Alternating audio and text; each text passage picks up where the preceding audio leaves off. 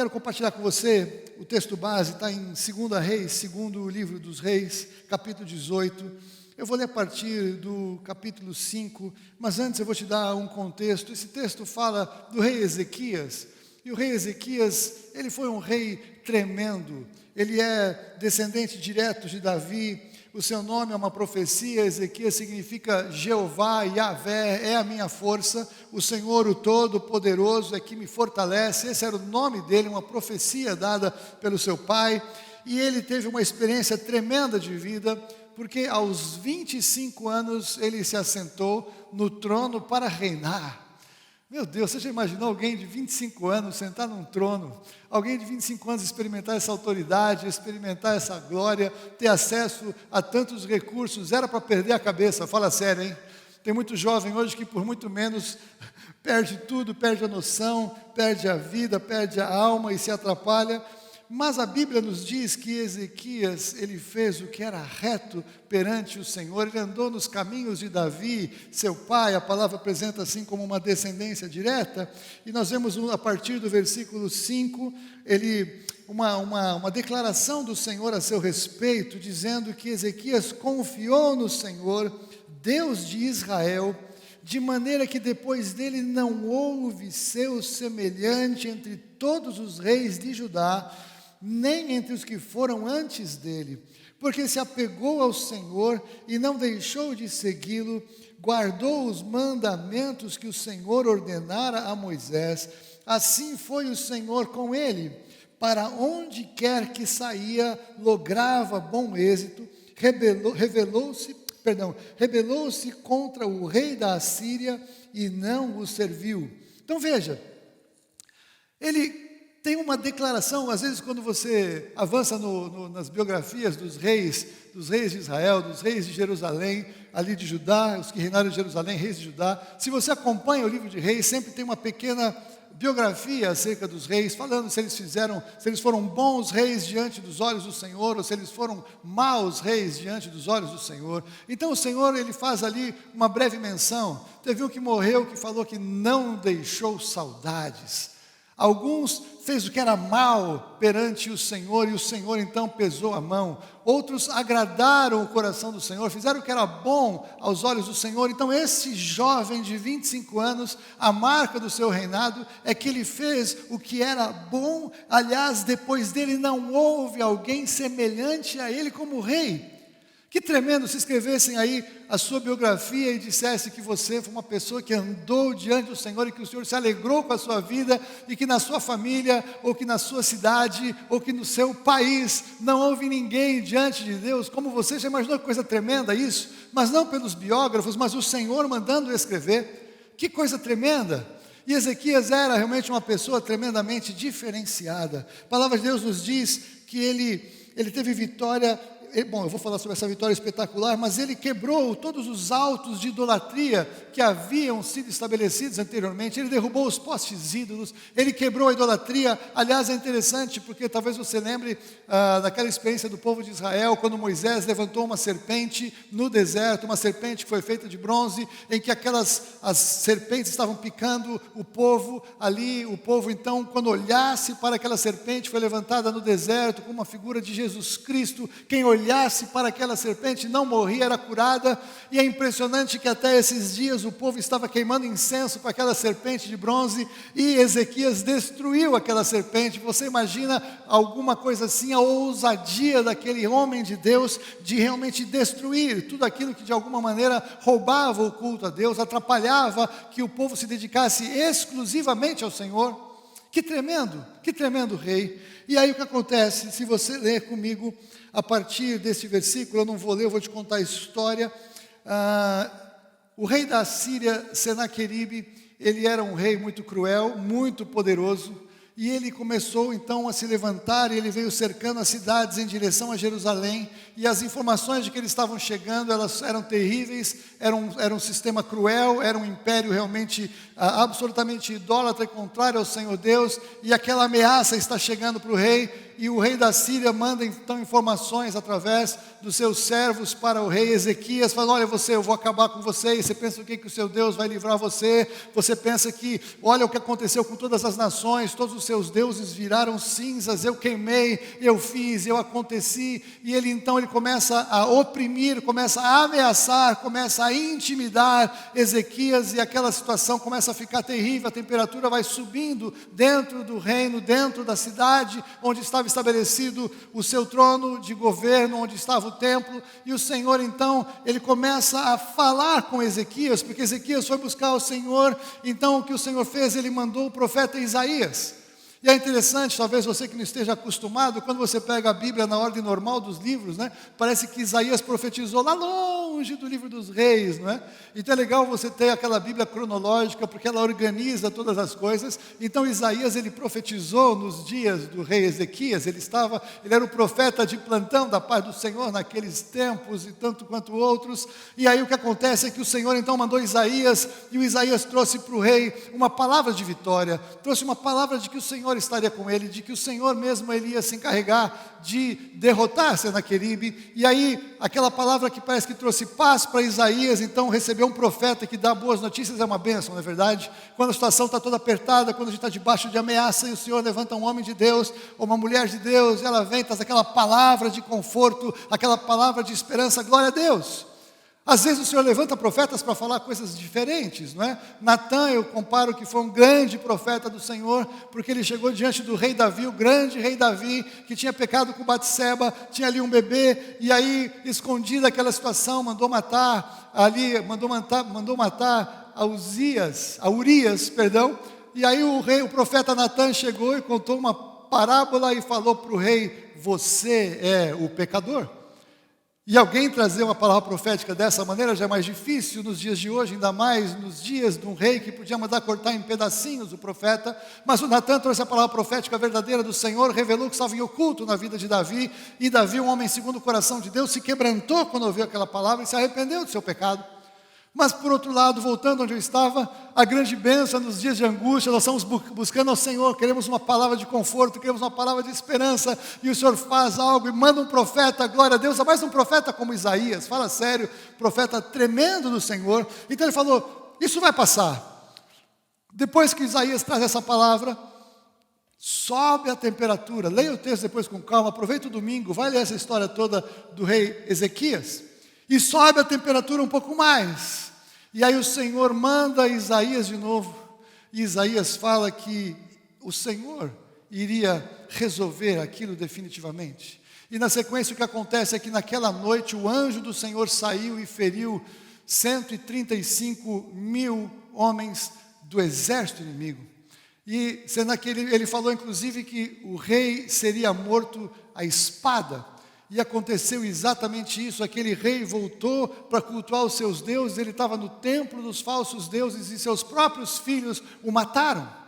Então você imagina que tremendo, um rei que tem esta vida com o Senhor, estava lá com seus 25 anos, isso aqui acabou quando ele tinha seus 39 anos, ele com seus 39 anos de idade, ele tem essa vitória tremenda, o profeta do Senhor trazendo palavra, o Senhor comprando as suas batalhas, os anjos do Senhor agindo a favor de Ezequias, o próprio Senhor se encarregando de matar os seus adversários. Que coisa tremenda, 39 anos, o que ele falou? Agora é o meu tempo, agora a vida começa aos 40, vão dizer os caras lá na frente, estou brincando, mas ele com 39 anos falou: puxa vida, estou no auge da minha vida, estou cheio da presença do Senhor, glória a Deus, agora eu vou, agora é o meu tempo.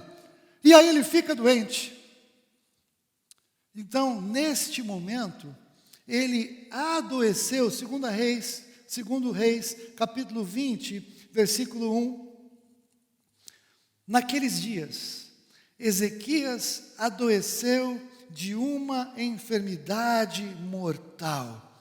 Aí você imagina ele com aquela enfermidade terrível, e ele com toda a experiência que ele tinha, quem aparece no palácio para falar com ele?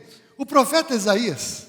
Que tremendo, veio Isaías sempre trouxe profecias tremendas do Senhor. Agora que eu estou aqui lutando contra essa enfermidade, glória a Deus, entra o Isaías, aí o Isaías olha para Ezequias e fala: assim diz o Senhor, arruma a sua casa, porque você vai morrer e não vai viver.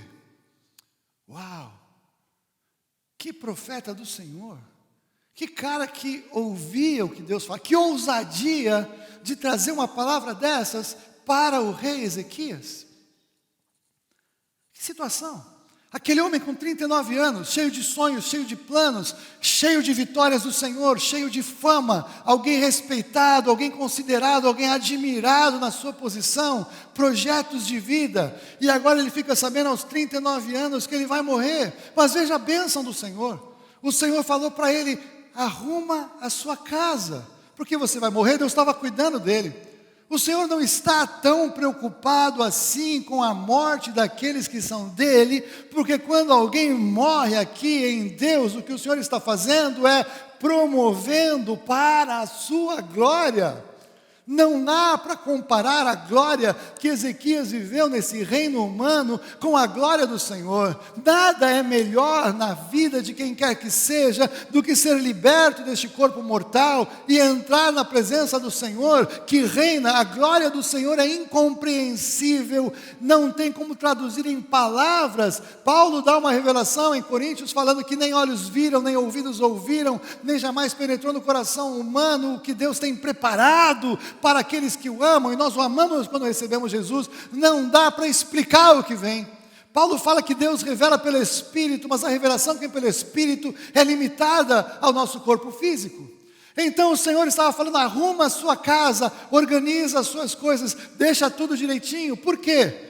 Porque se você acompanha a vida real, muitas vezes na mídia a gente vê pessoas famosas que morrem e que têm muito dinheiro, e vira uma pancadaria entre os herdeiros, e vira uma briga judicial, é filho contra filho, irmão contra irmã, advogados, empregados, vira uma confusão, porque muitas vezes as pessoas morrem de surpresa e não conseguem organizar suas coisas. O Ezequias era o rei, o Senhor permitiu que ele tivesse um tempo para organizar a sua casa e morrer. E ser recolhido por Deus para estar para sempre com ele. Mas o que acontece? Se você virar comigo para Isaías capítulo 38, e você vai ver que ali nós temos a mesma narrativa, com alguns detalhes que não aparecem no livro de 2 Reis, porque essa experiência tem relato nos dois textos. Aí você vê comigo ali em Isaías capítulo 38,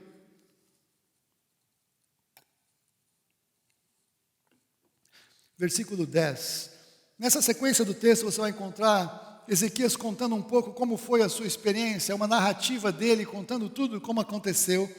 E aí ele confessa que ele disse o seguinte: eu disse, olha o que ele disse para Deus: em pleno vigor de meus dias, hei de entrar nas portas do além, roubado estou do resto dos meus anos. Olha que frase dura que Ezequias fala, e que é a verdade. Ele está confessando a verdade. Foi isso que ele disse: roubado estou dos meus anos. Então eu imagino até uma certa revolta no coração de Ezequias diante do Senhor. Como assim eu vou morrer? Como assim agora, depois de todas essas vitórias espetaculares, de tudo que eu construí, que eu fiz, e o Senhor me traz uma notícia dessa, eu estou sendo roubado da minha vida? E na verdade, a vida do Ezequias continua um pouquinho. Eu quis trazer uma ênfase nessa parte, porque eu quero falar sobre ela. Mas o Ezequias, ele tinha um coração que agradava tanto a Deus, que quando ele pediu uma oportunidade de não morrer, o Isaías deu a palavra de morte e foi embora. O Isaías estava ali quase que ainda saindo 2 quarteirões para lá. O Senhor fala para ele: tá bom, eu ouvi a oração do Ezequias, volta lá e fala para ele que eu vou dar mais 15 anos de vida para ele. Glória a Deus. Talvez sim, talvez não. Interessante. O Senhor então deu mais 15 anos, falou para o profeta: mais 15 anos para você. E aí o Ezequias então, do auge da sua ousadia, fala: tá bom, mas que sinal eu tenho que isso vai ser verdade? Uau! Ele orou.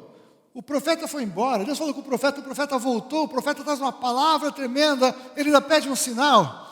Aí o Isaías ainda fala: tá bom, você quer que adiante a sombra de sol do relógio de Acás, ou que retroceda? Aí o Ezequias ainda fala, olha, andar para frente mais rápido é fácil. Deus acelerar o tempo para o sol andar mais rápido, para a sombra andar mais rápido é fácil, eu quero que a sombra volte para trás. Ezequias pediu, na verdade, que o tempo voltasse para trás. E Deus foi tão bom com Ezequias, que a Bíblia nos diz que o relógio de sol voltou 10 graus, e o que eu andei estudando foi que isso seria equivalente a 40 minutos no tempo. Então Deus voltou o tempo para Ezequias, como um sinal de que ia curá-lo, e efetivamente o Senhor curou Ezequias. E se a gente parar para acompanhar a vida dele, nós vamos ver que não sei se foi exatamente uma grande bênção ele ter tido esses outros 15 anos. Ele teve alguns problemas no seu reinado, mas o mais grave foi que ele gerou Manassés. E Manassés foi o rei que o sucedeu, e Manassés desfez todas as obras que Ezequias tinha feito. Ele refez todos os altos de idolatria, ele fez coisas abomináveis a Deus. O Senhor ficou absolutamente frustrado, irritado com a vida de Manassés. Manassés foi um rei abominável. Então nem sempre o Senhor ouvir a nossa oração é uma bênção, muitas vezes Ele nos ouve por misericórdia, mas nós temos que entender o que nós vamos pedir a Deus acerca das nossas vidas, das nossas orações, o que nós queremos que Ele faça, e muitas vezes Ele nos responde para atender o nosso coração, porque Ele é bom, Ele tem um propósito maior do que tudo. Mas veja, Ezequias podia ter ido embora aos 39 anos, sem Manassés, teria tido toda a glória, só vitória, só honra, estaremos falando dele da mesma maneira, mas Deus ainda trouxe algo na vida dele, que é aplicável a nós. Aonde que eu quero chegar com isso? É interessante como todos os lugares que eu converso, seja com irmãos cristãos, ou com gente que não conhece Jesus, todas as pessoas estão percebendo que os dias que nós estamos vivendo são dias muito estranhos e muito diferentes. Os crentes em Jesus, eles estão começando a perceber que nós estamos entrando naquela época do tempo chamada os últimos dias. E quando eu começo a falar sobre os últimos dias, e começo a falar sobre o arrebatamento da noiva, começo a falar que o Senhor vai fazer uma intervenção na história em algum momento, sem marcar data, sem marcar tempo, eu encontro muita gente crente que fica se sentindo exatamente como Ezequias se sentiu. Mas agora, vai vir o arrebatamento agora, depois de todas as vitórias espirituais que eu tive, de todas as conquistas que Deus me deu, de tudo que eu experimentei até agora, agora que o ministério que eu faço parte está voando, agora que Deus respondeu a minha oração, agora que chegou um milagre, agora que chegaram conquistas, agora que eu estou no meio de uma situação assim, agora o Senhor vai me levar daqui. Eles são capazes de orar e falar: Senhor, roubado estou dos meus anos e dos meus sonhos, porque não era hora de Jesus voltar, não era hora de encerrar o tempo, eu queria mais anos aqui na terra para curtir o que o Senhor tem me dado até agora. Tudo que Ezequias tinha até aquela hora eram vitórias poderosas dadas pelo Senhor, era uma manifestação do poder de Deus, palavra profética de Isaías, umas vitórias impossíveis humanamente de viver, e o Senhor interveio, o Senhor trouxe, o Senhor glorificou Ezequias, o Senhor se revelou a Ezequias, e muitos de nós estamos vivendo um tempo assim, muitas igrejas, muitos ministérios comprando prédios, desenvolvendo, ampliando, sonhos, projetos, recursos, vidas, tudo acontecendo, tudo acelerado, nós estávamos todos andando em alta velocidade, e de repente vem um profeta falar que vai acabar tudo, e muita gente, entendendo isso, tem o coração correto e grita: Maranata, ora vem Senhor Jesus. Eu estou entendendo o que está acontecendo, e nada se compara com o que eu estou vivendo. Como é que eu posso considerar alguma coisa aqui do mundo algo de bom, algo de excelente, algo de glorioso, comparado com a revelação do Senhor, comparado com a dimensão eterna, comparado com entrar naquele ambiente de glória, aquela celebração, anjos cantando, serafins, querubins, aquela multidão diante do trono do Senhor, aquelas músicas maravilhosas, novos cânticos. Como nós podemos comparar aquilo? Não há nada para comparar, aquilo é incomparável.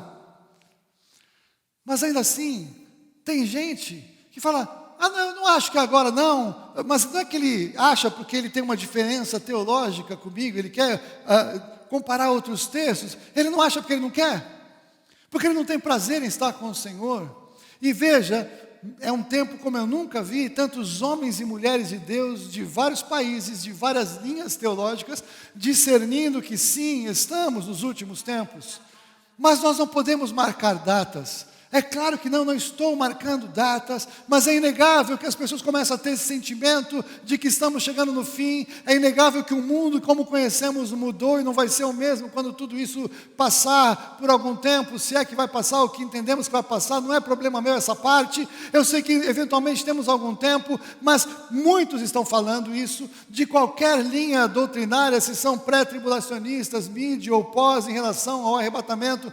Todos estão convictos de que algo vai acontecer, algo está em curso que é absolutamente harmônico com a palavra de Deus.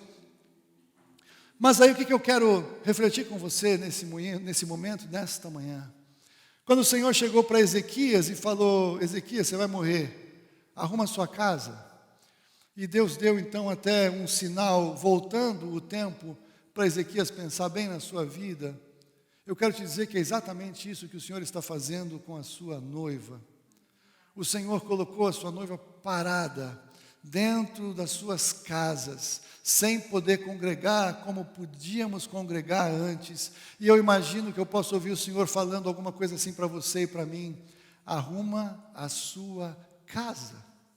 E de uma certa forma o tempo como que voltou para trás, porque nós tínhamos uma vida agitada, corrida, todos nós correndo, todos nós com agendas apertadas, cheios de compromissos, de atividades, e correndo, e o Senhor deu aquilo que no interior chama freio de arrumação, sabe assim, daquela freada assim, o caminhão acomoda todas as coisas que estão na sua carroceria, assim, acumula as melancias do caminhão.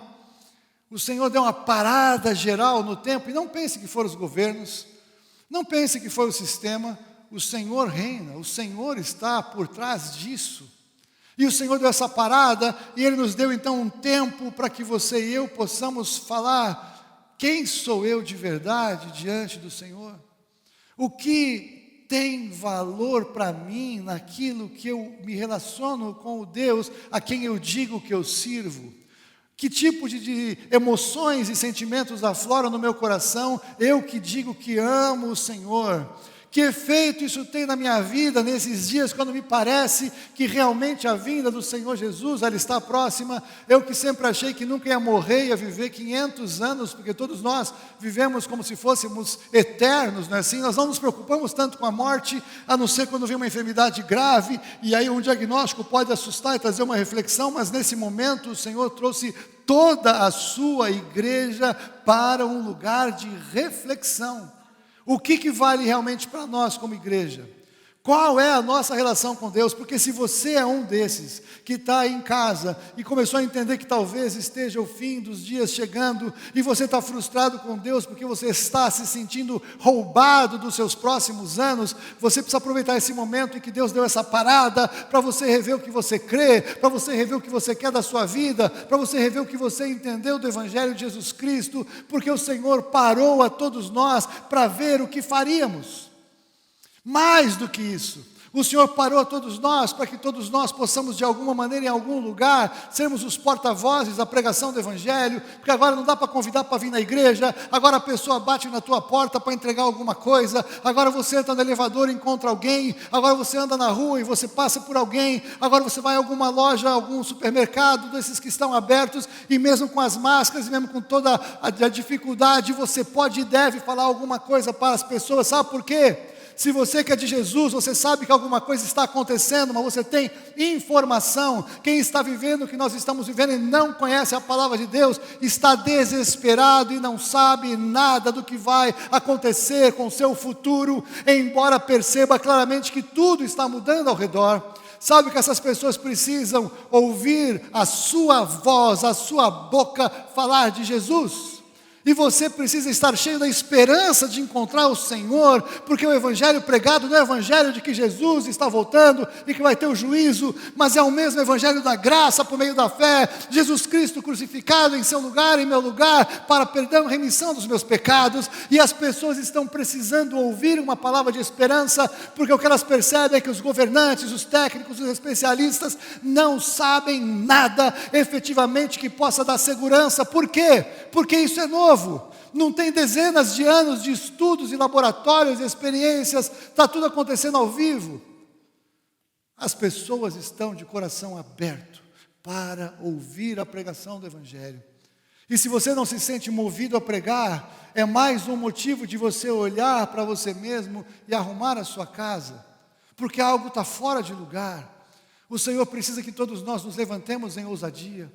Aí você fala: Haroldo, mas eu não estou encontrando ninguém, não estou em contato com ninguém, eu não tenho como pregar, não tem jeito, eu gostaria muito, mas não dá.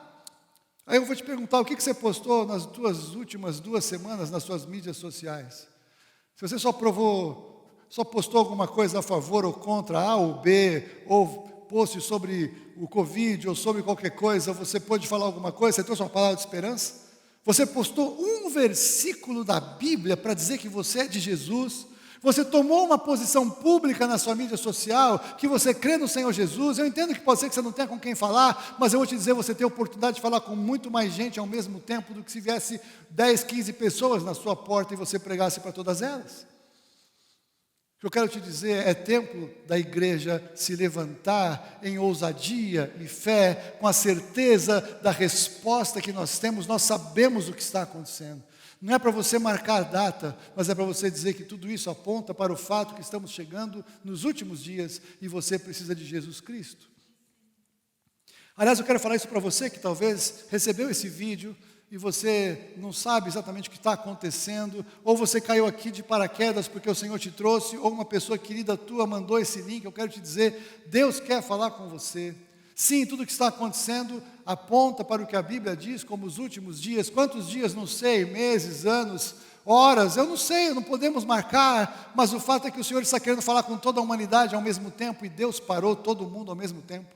Até quem não tem uma convicção, quem tem outra religião, quem não tem religião nenhuma, foi paralisado por um tempo para pensar na sua vida, para pôr a sua casa em ordem. Eu separei 10 coisas que eu não vou falar aqui porque não dá tempo, mas eu vou te convidar a depois, hoje mais tarde, um pouquinho, você passar lá no... Eu tenho um blog, chama vejamossinais.com.br, e eu estou colocando lá 10 coisas que eu entendo que você pode fazer. Eu estou te dando uma sugestão para você arrumar a sua casa. Todos eles estão com textos bíblicos. Você fala: tá bom, Haroldo, eu quero arrumar minha casa, o que eu faço? 10 coisas. A primeira: confirme a sua posição, se você tem certeza da sua salvação. Ponto 2, desenvolvendo a sua santificação. Se você é de Jesus, você precisa olhar para você mesmo. Você tem áreas de pecado que te prendem. Você tem coisas na sua vida que estão fora de lugar, que se o Senhor Jesus olhar para você agora, você vai ficar constrangido. É hora de você acertar. É hora de você amar a vinda do Senhor. Se você se sentiu roubado dos seus anos futuros, é hora de você entender por que isso está acontecendo e entender que você precisa amar a vida do Senhor. Outra, transbordar do Espírito Santo. O Senhor nos chama a encher-nos do Espírito. Você pode orar como você nunca orou, você tem mais tempo livre. Você pode orar mais, você pode ler mais a palavra, você pode jejuar, você pode se mover. Tem muitas coisas que você pode e deve fazer para encher do Espírito, falando entre nós salmos, hinos, cânticos espirituais. Você pode encorajar outros na sua caminhada cristã. Com certeza tem muitas pessoas cristãs que você conhece, gente de Jesus que está angustiado. E está tudo bem receber a influência da angústia que está no mundo, mas isso não pode continuar assim, porque sabemos quem somos. Você pode e deve encorajar os seus irmãos a serem fortalecidos. Você pode e deve guardar a confissão que você tem na palavra de Deus, quem eu sou em Cristo. Você pode e deve focar em quem você é em Cristo. Você pode prestar mais atenção aos sinais da sua vinda. Você pode começar a observar melhor o que está acontecendo e pedir para o Espírito Santo aquecer o seu coração com aqueles sinais. Não são 10, são 8. E você pode também se posicionar em não amar mais o sistema do mundo. A palavra de Deus é clara: não ameis o mundo, nem o que há no mundo. Se alguém ama o mundo, o amor do Pai não está nele. É legal eu poder falar assim rápido hoje pela gravação, porque se você não pôde acompanhar tudo, eu não falaria nessa velocidade, se estivéssemos todos aqui. Você pode depois voltar o vídeo, você pode olhar cada um e pode pausar, você pode entrar lá no blog, você pode ver todos os textos associados a esses itens que eu estou te convidando, como uma sugestão de temas para você olhar para você e você pôr a sua casa em ordem. É tempo de pôr a casa e a vida em ordem. Quanto a você do ministério, nós estamos entrando então nessa última semana do nosso jejum. Nós fizemos um jejum, um propósito de 21 dias. em que nós justamente estamos buscando no Senhor, nós estamos tratando como está preparando a noiva do Senhor Jesus. E o tema do nosso jejum foi esse, nós estávamos buscando justamente mais comunhão com o Senhor, estávamos buscando muitos dos pontos que estão nesses 8 que eu coloquei para você acompanhar. Eu sei que alguns entraram e têm falado comigo, e nós temos tido muitas experiências na vida devocional, na vida interior com Deus. Esse jejum está trazendo muito para dentro. E eu quero te convidar, mesmo que você não fez essas 2 primeiras semanas, nós vamos fechar no domingo que vem, domingo de Pentecostes. É um domingo profético, é uma data especial, é uma data poderosa pela memória, pela referência. Não estamos sendo cabalistas de dizer que vai acontecer alguma coisa naquele dia, mas eu fiz uma proposta, eu falei, imagina que Jesus vai voltar no domingo de Pentecostes. Ele abriu a igreja em Pentecostes, vai fechar a igreja em Pentecostes. O que você mudaria na sua vida? E aí eu falei, bom, eu não estou dizendo que ele vai voltar, mas se você pode mudar isso, porque você entende que ele vai voltar agora em uma semana, por que não mudar para agradá-lo? Por que não mudar para ser transformado? Por que não mudar para ver uma vida mais profunda com o Senhor, se é que você espera que ele venha? Então nessa última semana, eu quero te convidar, se você não jejuou conosco, mesmo você hoje de outro ministério, você que está ouvindo por acaso, se você se sente movido, eu quero arrumar minha casa, eu entendi a palavra, eu quero me ajustar, ótimo, ainda tem uma semana de jejum, separe algumas refeições que você não vai tomar, tire algum alimento, como você quiser, mas eu te convido a esta última semana, você participar conosco, eu te convido, você que já está nessa última semana, a aprofundar o seu jejum, para que nós possamos aproveitar uma parada de tempo assim, para pôr a nossa casa em ordem, pôr a nossa vida em ordem. O Senhor Jesus espera que nós sejamos uma noiva que o ama, que está na expectativa de encontrar com Ele, que estamos ansiando estar com Ele. Maranata, hora vem, Senhor Jesus. Então eu te convido a parar neste momento que você está assistindo essa mensagem e olhar para a sua vida. Meu querido, minha querida, não há nada que se compare com aquilo que o Senhor preparou para aqueles que o amam. E vou te dizer, o que tem depois desses dias, se alguém quiser prolongar a sua vida aqui na terra, como Ezequias quis, e que não querem estar com o Senhor na maneira que ele tiver para retirar a sua noiva daqui, se a vida de Ezequias teve esse dissabor de ter ali Manassés, eu vou te dizer, o que vem por aí nos últimos dias é incomparavelmente pior de terrível. E o Senhor não quer que nenhum se perca, senão que todos cheguem ao arrependimento. Meu convite para você é, olhe para o que está acontecendo ao redor. Foque na palavra de Deus. E se você já é do Senhor, é tempo de você não se sentir roubado porque chegou o tempo, mas é você se sentir disposto a estar mais preparado, mais aliançado, mais em comunhão com o Senhor, aguardando a sua vinda em nome de Jesus.